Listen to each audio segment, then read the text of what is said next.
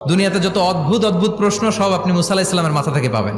বিভিন্ন বিষয়ে আল্লাহরে প্রশ্ন করতেন। সাইয়েদনা মুসা আলাইহিস সালাম আল্লাহরে বললেন, আল্লাহ আপনি আমার এমন একটা জিকির শিখাইয়া দেন যে জিকিরটার শব্দ আপনি আর আমি ছাড়া কেউ জানবে না। দিনে রাতে সব সময় এই জিকির আমি করব, আপনারে ডাকবো, কিন্তু শর্ত হলো এই জিকিরটা জানবে শুধু আপনি আর জানবো শুধু আমি। আল্লাহ বললেন, মুসা পড়ো লা ইলাহা ইল্লাল্লাহ।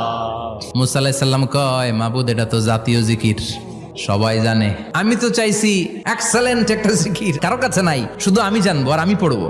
আল্লাহ বললেন, মুসা এই লা ইলাহাকে যদি এক পাল্লায় রেখে দাও, তাম বিশ্ব, সাত আকাশ, সাত জমিনটারে তুলে যদি তুমি আরেক পাল্লায় রেখে দাও, লা রাজাহাত কাফাতু লা ইলাহা ইল্লাল্লাহ, মুহূর্তের মধ্যে লা ইলাহার পাল্লা ভারী হয়ে যাবে। ও মুসা, তুমি যতই এক্সক্লুসিভ জিকির চাও, লা ইলাহার চেয়ে দামি জিকির আমার কাছে নাই।